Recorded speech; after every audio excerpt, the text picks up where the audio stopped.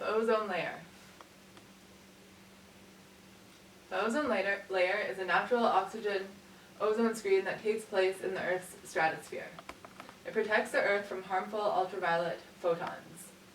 These UV photons can sunburn our skin and cause damage to our DNA. It functions like a sunscreen for the Earth. The Chapman cycle is a set of reactions that take place in the stratosphere, creating the natural ozone layer. 300,000 tons of ozone are created and destroyed each day in the 4 reactions of the ozone layer. The constant creation and destruction of ozone results in a steady state of ozone. In the upper layer of the atmosphere, in the stratosphere, this is where the Chapman cycle takes place. The collisions that create ozone in the stratosphere are filtering out 2 different types of photons that come from our sun before they get down to our Earth's surface. These are the 4 reactions that take place in the Chapman cycle.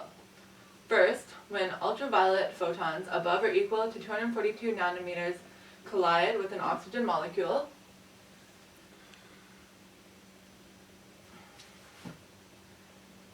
it creates 2 oxygen radicals. Then, when an oxygen radical combines with an oxygen molecule, right here, it creates an ozone molecule. Now, when UV protons above or equal to 320 nanometers collides with an ozone molecule, it turns into an oxygen radical plus an oxygen molecule. When an oxygen radical and an oxygen molecule combine, it forms an ozone molecule. Now the ozone molecule will either be collided into by UV protons, starting through the cycle from here again, or it combines with an oxygen radical, forming 2 oxygen molecules, and the cycle starts again. This constant destruction and creation of ozone results in a steady state, protecting the Earth from the harmful ultraviolet photons. As long as the oxygen-ozone layer is taking place and filtering out these dangerous UV photons, everything works out. However, in the 1980s, a decreasing amount of ozone started to be noticed on top of the South Pole by scientists.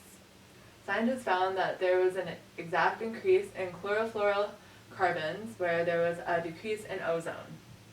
Chlorofluorocarbon, commonly known as CFCs, is a chemical compound commonly used in refrigerators, hairspray, spray paint, and foams. The hole in the ozone was discovered because in the extreme cold of winter in Antarctica, atmospheric water freezes into clouds of ice crystals, and other species such as chlorofluorocarbons also condense, taking them out of the Chapman cycle. When the sun comes out in July to September, large amounts of chlorine radicals are released, and this is why we are able to see the increased rate of ozone destruction. Here's an example of the ozone layer in January compared to October. Catalytic destruction of ozone by chlorine molecules. By the catalytic destruction of ozone, this is how it works. Chlorofluorocarbons, when they reach the stratosphere, become broken by ultraviolet photons and create chlorine radicals. These chlorine radicals then collide with ozone molecules, which leads to the destruction of ozone. When the chlorine radicals collide with ozone, they act as a catalyst to break down the ozone molecules into oxygen molecules.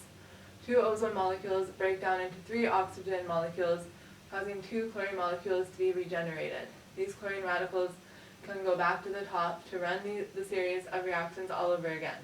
One chlorine radical can break down over 100,000 ozone molecules before it is removed from the stratosphere.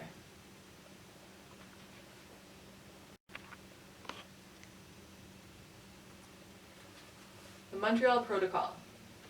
The Montreal Protocol is an international treaty designed to protect the ozone layer. It was signed in September of 1987, ratified and put into effect in 1989. It is a protocol on substances that deplete the natural ozone layer. Every couple of years, it gets revisited and revised. It is set up to phase out production of oxygen-depleting substances that cause ozone depletion. It focuses on substances that contain chlorine and bromine. It gradually brings in restrictions and elimination of those substances. Some things of note: developing nations have a longer time to adapt to the changes. The most dangerous chemicals get phased out first. Example, CFCs are worse than HCFHs. They have allowed certain chemicals to still be used until industry can come up with a replacement. Certain medicines and life-saving chemicals have an exception, like asthma, puffers, foam used to put out fires on airplanes.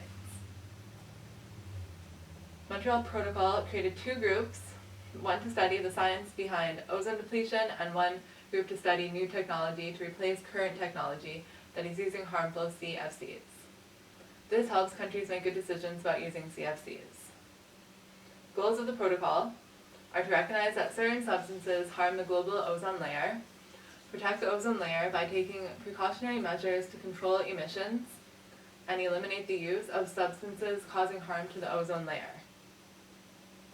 The steps that led up to the Montreal Protocol. In the 1970s, scientists studied the impact of CFCs on the Earth's atmosphere. They found a correlation between increased chlorine, decreased ozone, and increased ultraviolet photons. They found a connection between increased skin cancer, damage to plant life, stress on amphibians, and their eggs. Chemical companies disagreed and tried to discredit their findings. In the late 1970s and early 80s, the National Academy of Science and several other scientists support the ozone depletion theory. In 1985, British scientists published a paper on finding very low levels of ozone above the South Pole. In 1986, NASA publishes satellite data that also supports the hole in the ozone layer theory. After the reports and satellite data are published, the media starts using the term hole in the ozone layer to describe what is happening to the ozone layer. Along with the photos from NASA, this brings public awareness and support. In 1987, the timing was right for all countries to be on board with the Montreal Protocol.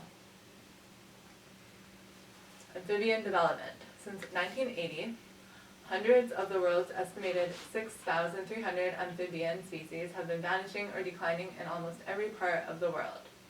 Amphibians are known as indicator species because of their sensitivity to changes in environmental conditions. Frogs have permeable skin to easily allow water and air to flow through it. Therefore, UV rays can damage young embryos of amphibians found in shallow ponds. Their eggs don't have a shell that protects them from harmful UV light, causing birth defects and low survival rates. Here you can see how permeable the skin of frogs are and how the eggs are exposed and vulnerable to outside influences. Exposure to ultraviolet light has also been linked to an increase of parasitism in ponds. What is happening to amphibians should be a warning to us all.